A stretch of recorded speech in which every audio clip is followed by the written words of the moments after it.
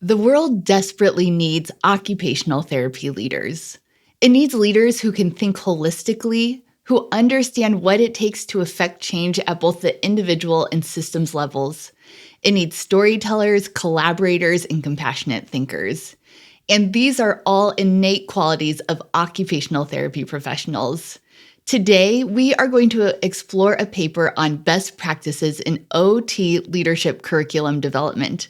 This will help us understand the practical steps involved in nurturing OT leadership and ensuring that our profession enters the next era of care guided by a strong cohort of well-prepared leaders. After we review this article, we are so thrilled to welcome to the podcast Dr. Victoria Garcia Wilburn, State Representative for Indiana House District 32. Her and I will discuss the hard-won lessons she has learned about leadership and the advice she has for OTs to step into leadership in whatever role they occupy. So let's dive in. Welcome to the OT Potential Podcast, where we review new and influential OT journal articles, then invite on an expert guest to help us pull out actionable takeaways that you can implement in your practice starting today. Welcome to the podcast. I'm your host, Sarah Lyon, OTRL. And before we dive into this big topic of OT and leadership, I wanted to let you know that this podcast may qualify as continuing education for you. You are probably listening to this podcast on a free podcast platform. But to gain CEU credit, you will need to be a member of the OT Potential Club, our OT continuing education platform.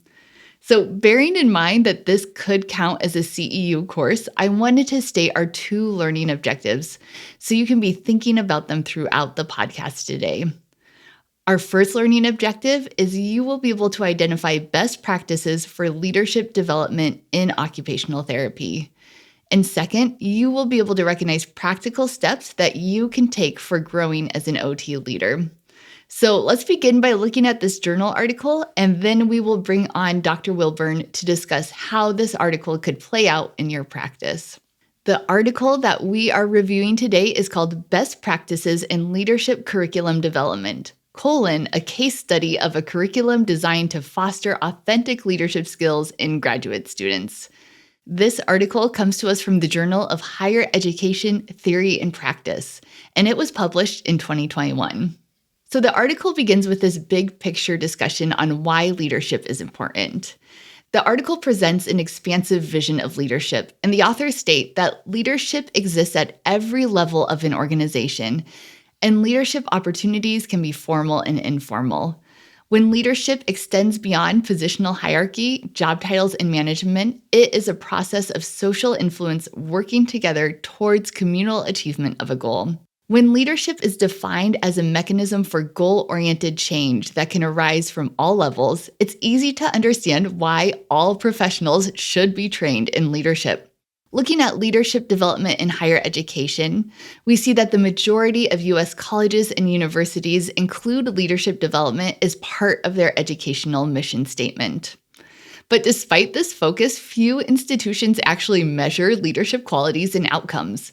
This raises questions about what leadership looks like from a curriculum standpoint and what meaningful impact it can have for students, which leads us to this paper. So what was the intent of this article?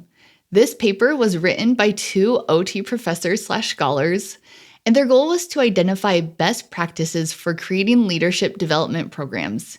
The authors completed an extensive review of literature from the fields of occupational therapy, psychology, education, business, human resource development, leadership and management, coaching, and more. They then presented a case study based on these best practices. So what leadership development best practices did they find in the literature? Based on common themes that emerged throughout their review, the authors established 5 best practices for leadership curriculum development. So looking at these 5 best practices, 1 is to define leadership specific to the program. 2, employ specific and varied methods of instruction in leadership. 3, incorporate sustainability into leadership training so that it can be a skill set transferred to practice. 4, develop educational content that allows for personal growth, conceptual understanding, feedback, and skill building. And 5, evaluate the leadership program to determine its impact on leadership as a programmatic outcome. Please note there is just a lot of detail in this literature review section that could be helpful for OT professionals who are developing leadership programs. But for our purposes, I am going to focus on the case study section, and that way practitioners can see the type of curriculum that is actually being taught to our students and hopefully reflect on their own leadership journey.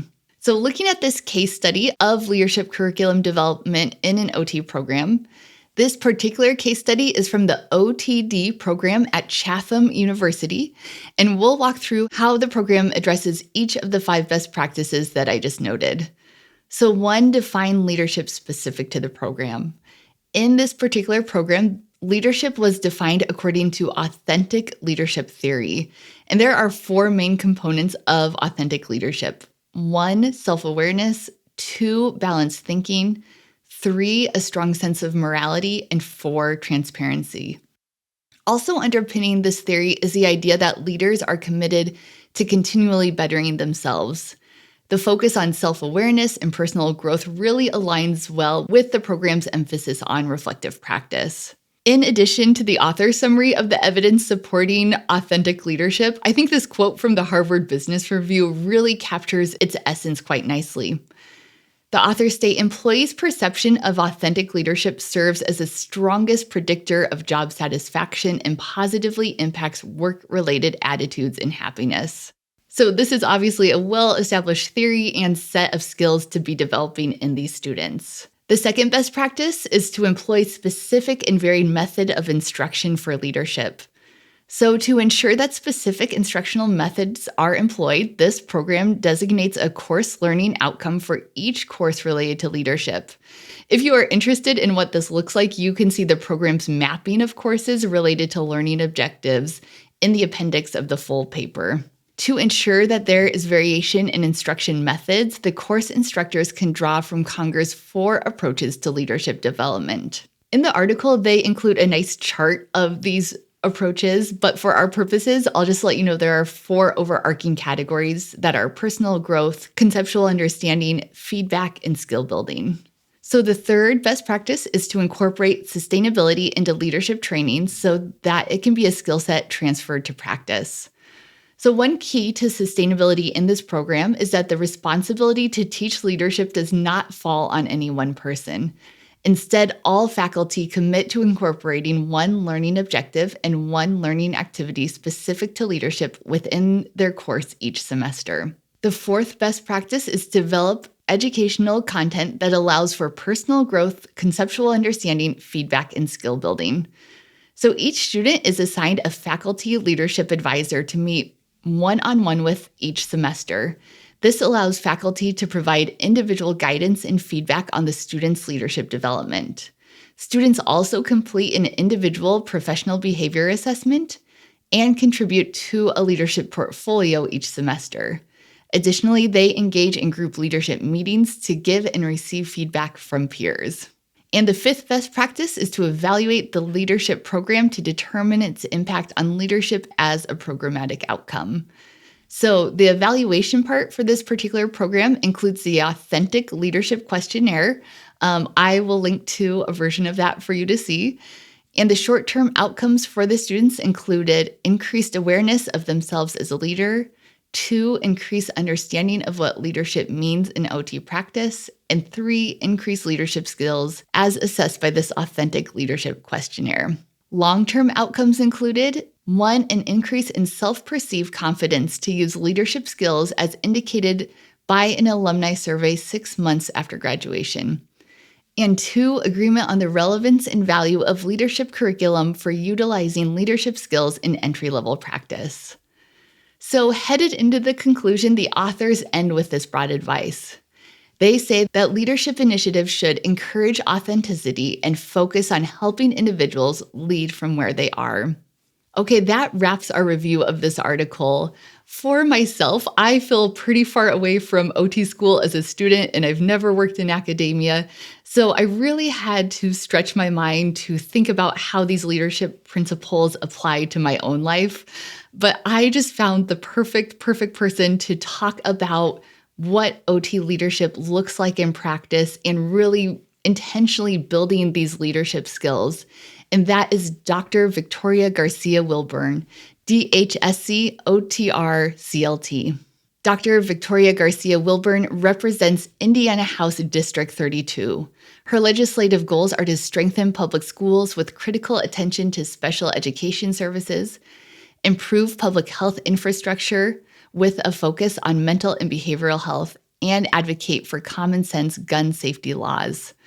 If you have a chance to look at Victoria's website, her newsfeed on her priorities just looks so OT. One of her most recent pushes was calling for accountability for the residential care facility industry. Dr. Garcia Wilburn is also an assistant professor in Indiana University's Occupational Therapy program.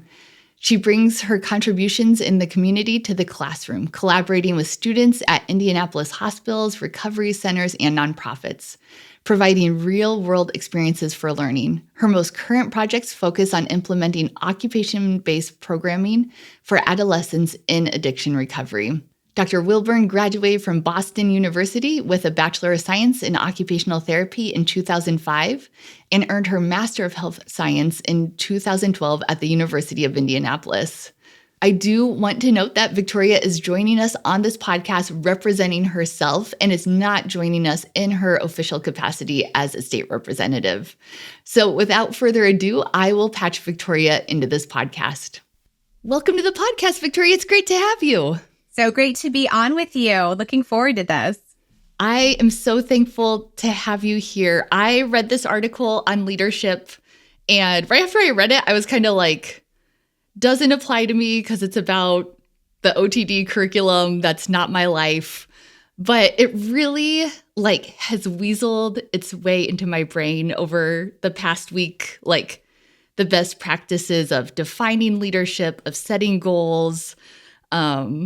I don't know, just made me feel personally accountable to have I done those things? And I see you as someone who has done those things. So I'm just in a position where I'm ready to learn and hear all about your story. And starting with just how did you get from practicing as an OT to becoming this policy advocate? What was that journey? Well, I think it's no surprise that the author of this article is actually one of my former professors. So, kudos to Dr. Karen Jacobs for really instilling that foundation of, forcing you to think about what's possible for yourself. And I see that in kind of some of my students now is that just this inability to really have a wild dream. Mm-hmm. Have unrealistic expectations, because then that opens up the world for possibility. And so I really try to live my life very fluidly. And I know that's not the style for everybody, but I really do have what is brought to me deserves my attention. And so I would say that situations have brought me to where I am today. And so when I first entered academia, those of you that are listening that are in academia know you have to have an area of service. And so I was thinking about what that would be. And so I, quickly looked into our state association, wanting to take that giant leap of member to now engaged volunteer. And the role of president was open. That was the only executive board position that was open. And I was like, well, I guess that's what I'm meant to do. And so, people I remember sitting at our state conference and they were like, who is this Victoria Wilburn running for president? And I'm like, oh, that's me. So it just was really serendipitous. And so saying that yes to becoming a state association, and I don't recommend that big leap for everybody, but the need presented itself. I knew that I was growing my leadership in ways that were unique to me. And so this was kind of like the next step for me to grow that leadership muscle. And I said yes. And from that moment on, it really did change my life. I really resonate with the idea of like living fluidly. Like, I think that's one of my strengths. Like, if I had projected my career path 15 years ago, I never would have said podcast host because I didn't even know what podcasting was. Like, so I think that fluidity has helped me along the way. But I see you as someone who like set goals and intentions, like might have a strength there. Is that true? And I think I'm thinking like all the way back to OT school. Did you see yourself as on a leadership trajectory already? Or I don't know, were there set goals? Did you know you were going into politics? Tell me a little bit more about that. Yeah, I mean, it's so ironic because I have one of my friends who knows me very well had the word intention engraved for me on a piece of wood. And so I put that in my office. And so behind me actually says the word intention. Whoa. And I think, yeah, so good pickup. But, I think in that goal setting, I knew that I always wanted to be in academia, even as an 18 to 21-year-old college student in OT school, receiving my bachelor's in OT at the time. And I didn't realize how much that journey would actually stretch me. And into that fluidity, in that time that I was in a non-traditional doctoral program, I was getting married and having children and moving across the country and practicing both as a clinician and then as in hospital administration. And so, was that always part of the plan? All of the kind of fillers to the story? Not necessarily, but the chapter headings were always part of the plan. And so being able to then write what goes into the chapter, I think was the part where I was letting life really just unfold. But I did have these ambitions of being in academia, exploring policy more deeply, because that is something that has always interested me. I grew up thinking that everybody watched nightly news with Peter Jennings. When they were in elementary school, that was like one of the most favorite things I remember doing with my dad. I thought every child on Friday tuned into 2020. I just had this really desire to learn the world around me at a much deeper scale than I think wasn't synonymous to my peers. I'm so curious where the interest in like really pursuing politics came into that. I think going into OT, we go into OT typically because we're interested in that individual level. But I think really quickly all practicing OTs see, wow, there's so many system things that influence my work so much. But not that many people make the jump into politics then. Where did that interest start for you? How'd you make that leap? I mean, advocacy is an occupation, right? And so that intersects with every single part of our lives, whether we want to acknowledge that or not. And so if you're unaware of the issues around you, then you can't possibly serve yourself or the people that you're serving well. And so when I entered hospital administration, I was clinical liaison / territory manager for a rehabilitation hospital here in Indiana. I quickly saw the huge disparities between the haves and the have-nots. So I knew that if somebody had this insurance, that means their stay could be this long. I knew that if somebody had this injury with these comorbidities, that could mean this amount of therapy. And that these decisions were made black and white. And that to me was alarming, very alarming. And I thought to myself, if the roles were reversed and I was the person that was sitting on the other side of the bed at the hospital, and I'm having difficulty as a healthcare provider assessing next steps and best situations, people without any experience or knowledge in healthcare, they don't even stand a chance. And that really frustrated me. And so when I was president of the Indiana Occupational Therapy Association, it was a really interesting time because we had just lost our longtime lobbyist, and our longtime legislative and advocacy chair moved up to the northern part of the state, and our state capital is in Indianapolis, where I am situated. So again, as life is fluid, it forced me to really dig into that legislative and advocacy role much deeper than I would have anticipated, including hiring a new lobbyist, but then also being the person that was available to testify. And so, being taught by the lobbyist how to look at a bill and analyze a bill and understand a bill, I could see former patients in my mind when I'm reading said bill, a situation, a circumstance, an injustice. And I was like, this is really where the decisions are made. The decisions are made in these hallways and in these chambers. And would it be possible for me to explore this even further? And so it wasn't like a sequential staircase. It was more like a winding road that eventually led to a place where I was able to bet on myself. So something that I challenge my students to do on a daily basis of, explore the possibilities, step into your skill set as an occupational therapist, realize that you have the potential to not only serve individuals, as you said, but communities and groups and populations. And being in politics is serving populations.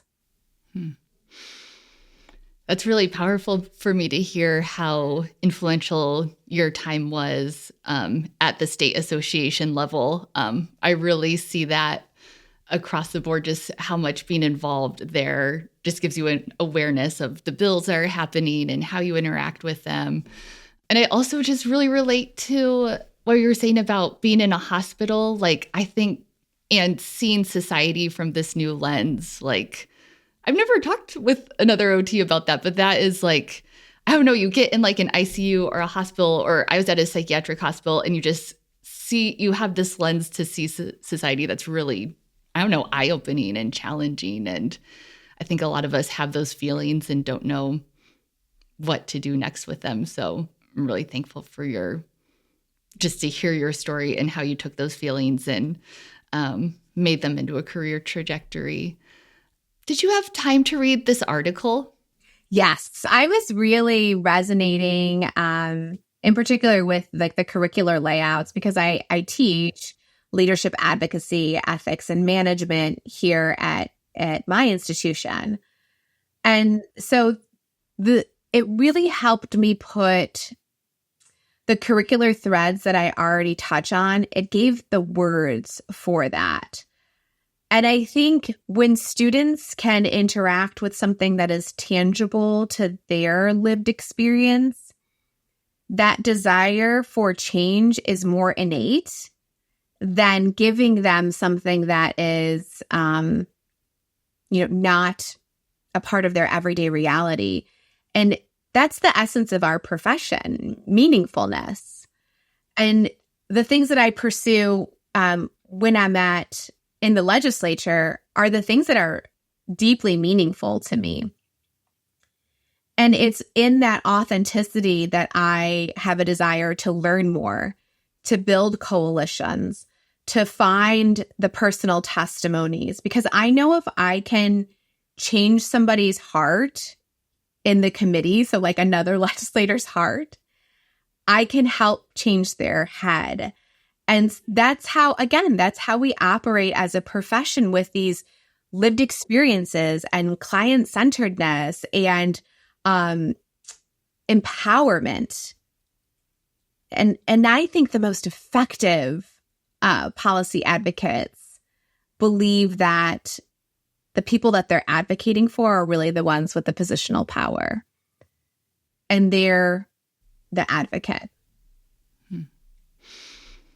There's a OT quote, I know it's from Ora Ruggles, and it's something like, change comes from grabbing onto the heart. And that's, I guess, mind-blowing for me to hear you taking this OT way of thinking and applying that to your politics. I was curious, as I was reading the article, there was such a focus on defining what leadership was. And that was one of those things where in my mind, I was like, oh, as a practicing OT, do I need to define what leadership is? And even in our prep meeting, I kind of asked you about that. And I was like, you probably haven't even defined leader, or like, you probably don't know an answer to this. But it seems like you do have a really clear, strong definition of leadership for yourself. Can you tell us about what that is and how'd you come up with this definition? How'd you get there? I don't have a definition of leadership for myself. Yeah. Well, I love the little helpful table in the article about the 4 components of authentic leadership. And I think that's so, OT-ish. And well, it is straight from OT, actually. Yeah. When I start my leadership class, we actually use a lot of readings from Brené Brown and her lens and view on leadership. But, I think for me, we talked about the authenticity and the empathy factor and the meaningfulness. But actually, this kind of cohesion came to me when I started defining my research line here at my institution. And so I'm a community engaged researcher, and I work with a very specific population, I work with adolescents in addiction recovery. And a lot of my early work was positioned around social identities and personal identities. And social identities are flexible and fluid and are situational and really are temporal along in our lives. But personal identities are the ones that we hold near and close to us, and they are enduring, and they show up in different spaces in our lives in different ways, but they're still based upon that same identity. And when I think about how I lead from a very deep place of personal identity that is situated solely on my ethics and morals for myself. And because I have established that early in my career as a provider, right? We think about our code of ethics and we think about, really this beautiful intersection of being a practitioner, but letting that practitionerhood seep into your personal life, because it's not as if we've been trained to think a certain way. And so that goes across our livelihood. So, for example, one of my roles in life as a mother, I see how occupational therapy has influenced my motherhood so much. And occupational therapy has influenced my role as not only an academic and researcher, but now this new role of, being a state representative. It's really interesting to see how that is all because of my own personal identity when I was constructing what sort of practitioner I was going to be, and having professors ask those difficult questions in, therapeutic groups and intentional relationships and developing rapport. People often ask me, like, how do you work so well with people that are so different from you? And I say to them, this is a skill that I've been harnessing for 2 decades. And that's how long I've been an occupational therapist. When I come into a room, I have to find out very quickly what's the thing that is going to unite us, number one. And number 2, how can I ask you to trust me while you're doing very vulnerable things in interaction together? And that's not easy to do. We're one of the only healthcare providers that is trained that way, because very quickly we're asking somebody to toilet in front of us. We're asking to observe them in the shower. We're asking them to stand for the first time after a devastating event. And there has to be a deep level of psychological trust in order for the mechanical things to happen. And so when I'm negotiating with the legislator across the aisle, I have to develop that trust very quickly, because session is only a mere few months, and that timeline is even shorter to get a bill heard. So what are the commonalities that I have? How can I point them back to those commonalities? How can I convey to them to trust me in creating this new law or policy? And I really think being an occupational therapist is what allows me to be successful in that area as well. I've looked at the news feed on your website and seen the different priorities that you've had over the past couple of years in office. And as I was reading them, I was just like, this is the most like OT news feed I've ever seen. And I'm curious how your OT background really informs like what you choose as a priority. My hypothesis is that as OTs, we're really good at seeing the things that actually create change. And as I was looking at your newsfeed, I was like, you are choosing issues that make real changes in people's lives to prioritize. How have you experienced that, like choosing what to focus on and choosing what you think will make that tangible change? Community. I think, I'm getting emotional. I don't know why. I mean, sometimes I'm really just blown away by the privilege to be in this position, and I never want to take that for granted.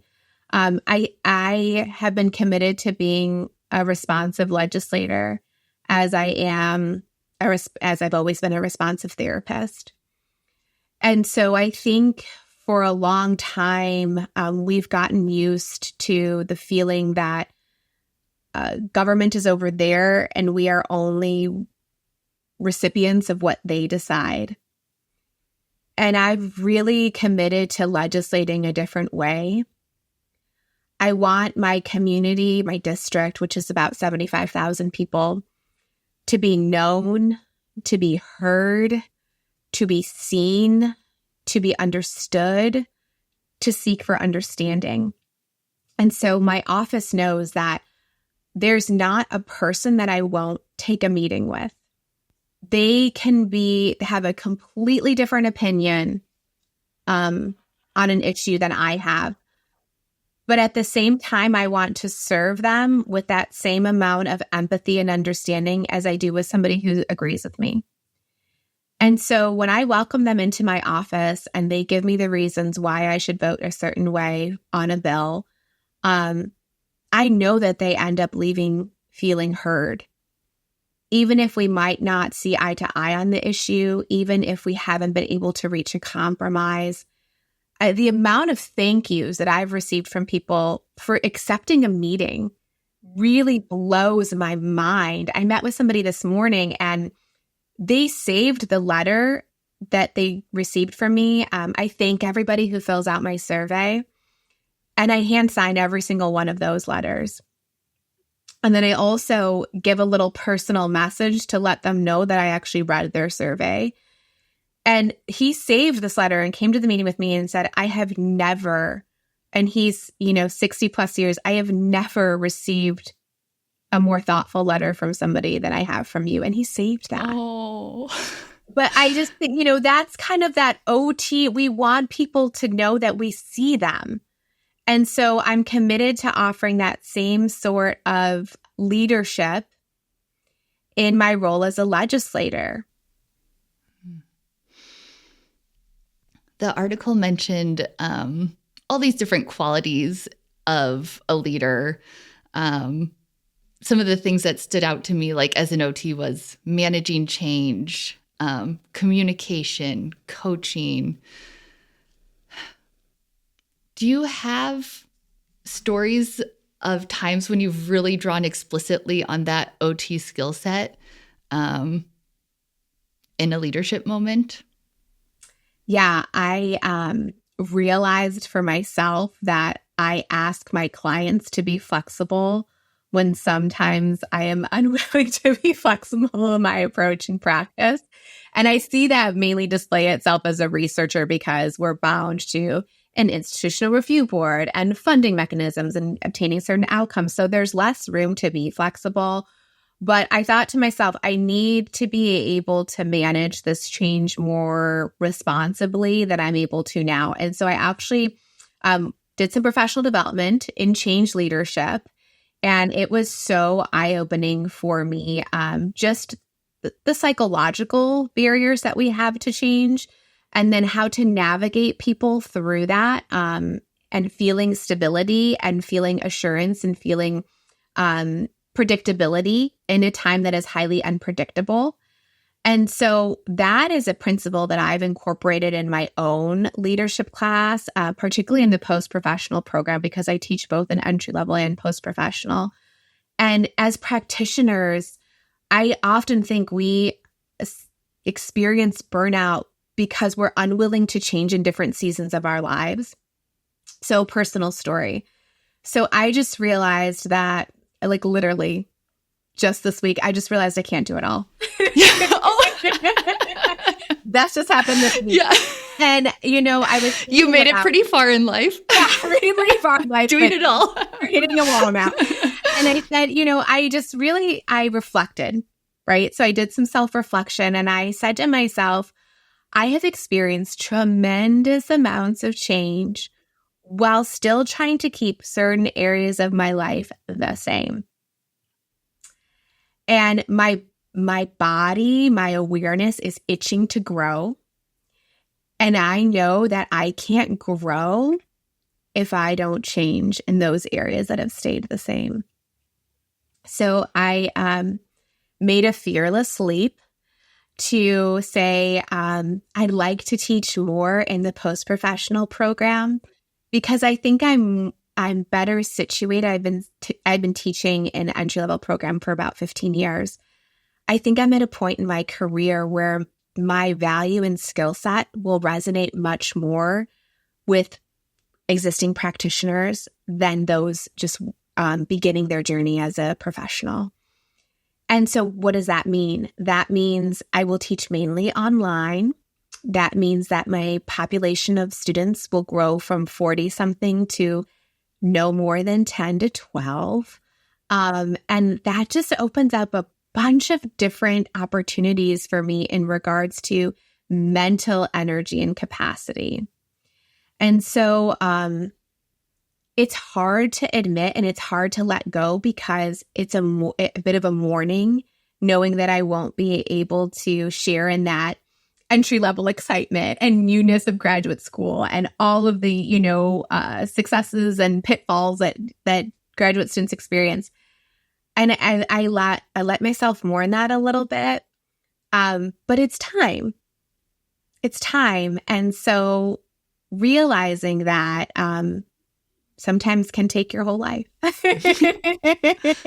You are like a case study in the authentic leadership that this article talked about. It really put emphasis on like self-awareness. And if we want to manage change if we want to manage like community level or organizational level change, that starts with you as an individual, as a leader.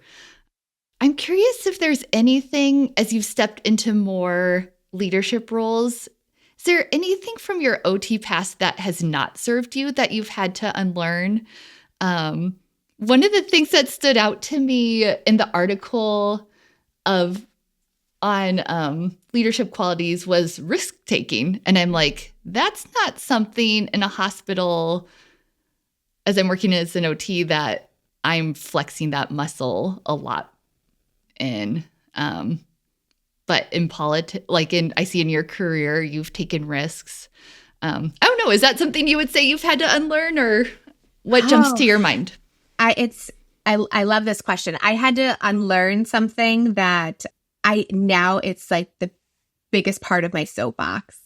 But I think it's the biggest part of my soapbox because I dealt with it for so long. And I see it sometimes in people that are new to academia or students that are, in that third year. And I talk about, when I teach my community-based class, I talk a lot about situational power and power dynamics and awareness of power. But I really believe that for me, the position of knowing all of the things actually comes out of a trauma response, of generations. So I'm a first-generation college graduate, and the first and the only. Actually, no, my sister just graduated her master's last year. So I was the first to graduate with the postgraduate degree as well, and then the only member that has a doctorate. And so I think to compensate for that scarcity, I had to know all the things and be the expert in the room and display my knowledge. Gosh, and now, being a community engaged researcher and embracing the principles of community engagement, it really strips all of that power away. And so, yes, you can be a recipient of or have a lot of knowledge, but it's the way in which that knowledge is communicated that is so key. And so I sometimes do a little chuckle to myself because I'm like, ooh, how do we bring back that power to the people that are being served? How do we bring back that power to the participants in my study? How do we give back the power to the people in my legislative district? And so I don't have to know all the things. I just have to listen and understand the community that's asking for change, or the client that's asking for change, or the student that's asking for change. And so that's been actually a huge relief for me, is not having to appear so knowledgeable or have authority, because it's really influence that I seek. And it's an influence for a greater good, not a self-serving influence. So that was something I definitely unlearned, I think, probably around the same times I was ready to enter as a legislator. Prior to that, I did some really hard work in unlearning those unhealthy patterns of overcompensating. And it was amazing what happens when you letting go of something to give birth to something new. And so had I not been able to humble myself, I don't believe these opportunities would have presented themselves. I heard the phrase this week, I don't want to be the smartest person in the room. I want to be the person in the room that makes the whole room smarter. I'm like, that's the kind of leadership I can see OTs stepping into. And maybe what's historically been a barrier for OTs stepping into leadership is this like false understanding that it means being the smartest person in the room. It means, leading from like a power situation that we don't feel comfortable with. But it's exciting to see all these different models of leadership coming forward, and people like you who are like modeling just like a new form of leadership, basically, than what I grew up knowing, for sure. What's been the most helpful thing you've done to grow as a leader in the past couple of years? Was it this managing change class? I think the most helpful thing I've done as a leader is ask for help. I can do that. That's an achievable thing to do. Yeah. I think, again, I think it really is like rooted in cultural norms where I'm a Latina. So hard work is rewarded in my culture. And that really stems from like survival. So, my parents were migrant farm workers, and how migrant farm workers get paid is not hourly. They get paid by how much food they harvest. And so your survival is literally paired with productivity. If I can pick more, then I earn more. And I just recently read that it takes trauma 2 generations of DNA to actually exit.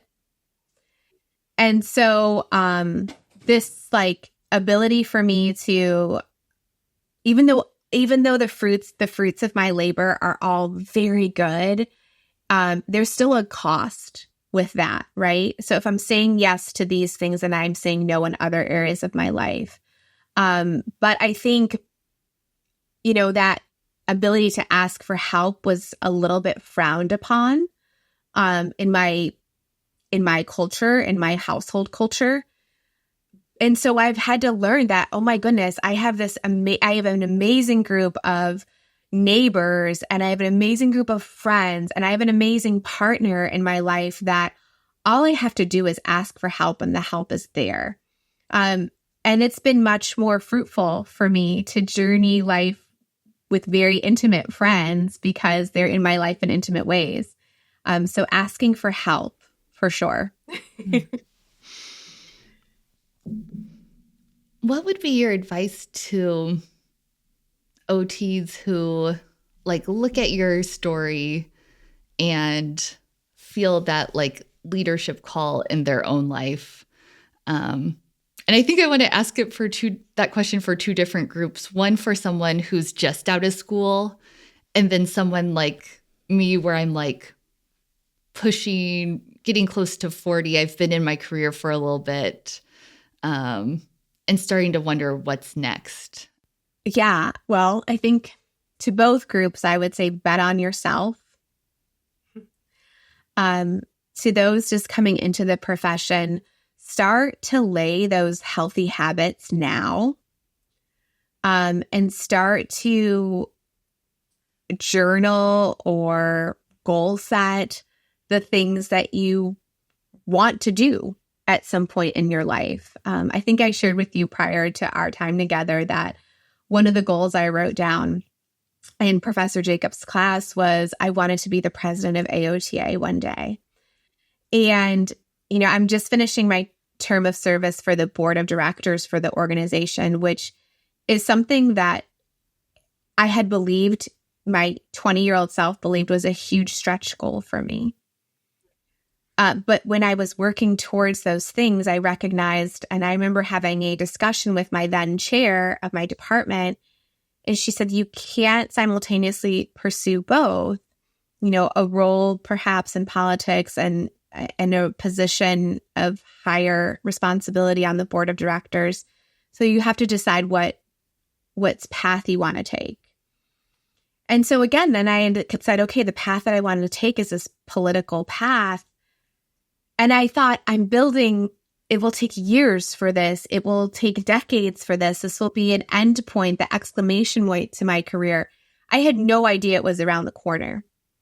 So I, to those starting out, lay out those goals, and then be selfish a bit about obtaining them. So take the continuing education course, spend the weekend networking with people that might help you on that journey. Ask for mentorship, be brave in that way. And then, follow people that have a similar path and see what that looks like. To those that are further along in their career, why not you?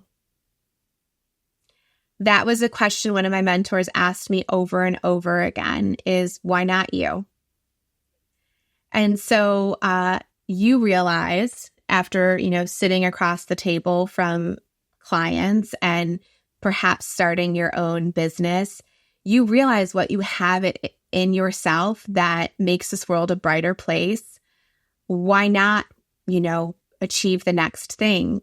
And that's part of that risk taking is you have what it takes.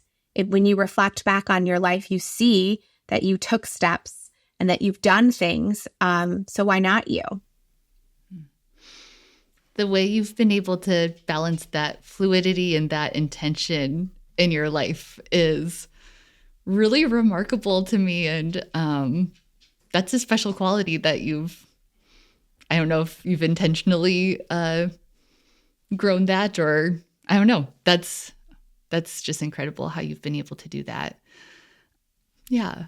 I think OTs make great leaders. I think we need more OTs in leadership positions. Do you see that happening? Do you have a peer network of other OTs in leadership? Are we going there? I think OTs in leadership is so needed.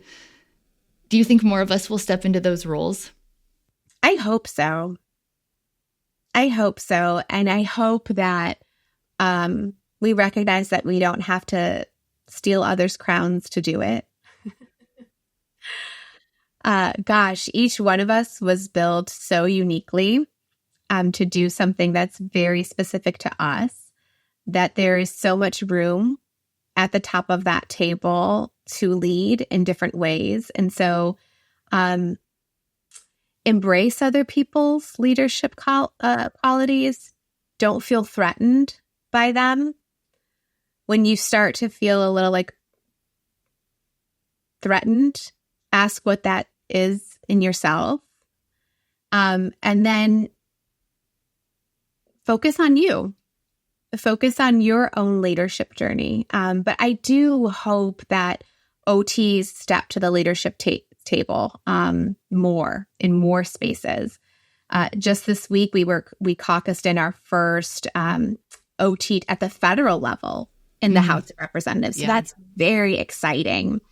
And that's a path, that's something that a pathway that I could see for myself, in a decade or a decade and a half or what have you. But who knows? 2 years. Or that door might open next year. Who knows? No, but I think just being able to say I have what it takes, again, betting on yourself. But I am encouraged by seeing so many of our entry-level doctor students step boldly in places that OTs have never been before, that the goal of accelerating our profession in all areas of health, we're starting to see the fruits of that. We're starting to, check off goal met because, we have students here that have stepped into non-traditional roles from the jump. And that's so exciting that they believed and that they heard our messages and that they have sold themselves, marketed themselves in a way that is desirable to non-traditional practices. And so I think that's, that in of itself is just leadership. And I'm grateful for that. Yeah.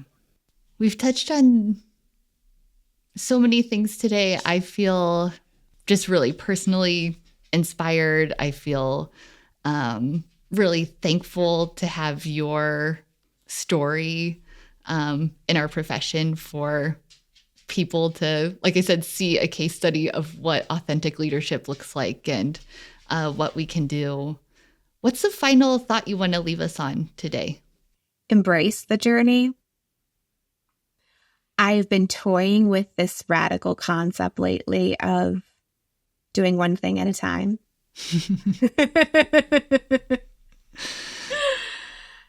And a part of me mourns a little bit because what did I miss? What did I miss at the conference when I had my laptop up and I was checking emails and worried about my to-do list? What did I miss at the faculty meeting when I picked up my phone and checked my messages? What did I miss when I was at the ball field and got, lost in a chapter of a book that I was unwilling to put down? And life is so beautiful. So don't believe the narrative that we're more divided than we've ever been, or that there's a good side and a bad side, or a right and a left, and a wrong and a right. When we strip it down, so many of us just want the same things in life. And so be mindful of your journey, embrace it. Close the laptop. Look at your coworker across the table. Put the book down or the iPhone down. Watch your son's baseball game. The message can wait. They'll leave a voicemail if it's important. But I don't know if it's me nearing 50, that says, gosh, I'm at midlife, truly. But life is so beautiful. So just embrace the journey. I have this feeling that not enough of us have gone into leadership because we've seen past examples of what leadership looks like. And we're like, we don't want to be a part of that. But hearing your story and your vision of leadership and how you're living it out makes me want to be a leader. And I know will inspire lots of people listening to this podcast. So thank you so much for this time and for all you've shared with us. Thank you, Sarah. It's been a privilege.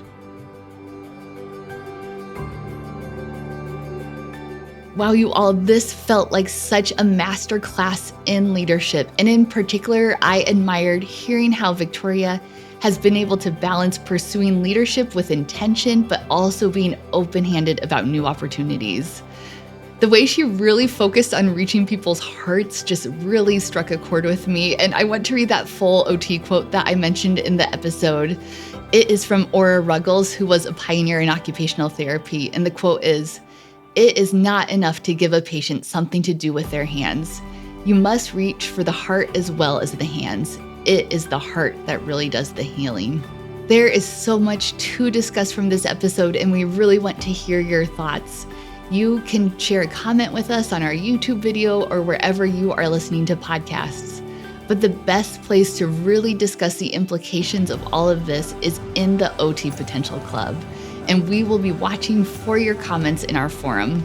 The OT Potential Club is also where you will go to earn a CEU certificate for your time today. To earn that certificate, all you have to do is head to otpotential.com and sign in or sign up for the OT Potential Club. Once you are in there, you can take a 5-question test, and when you pass, we will generate a certificate for your time today. Okay, I just want to thank you so much for joining us. I hope this podcast helps keep you informed and inspired as an OT professional.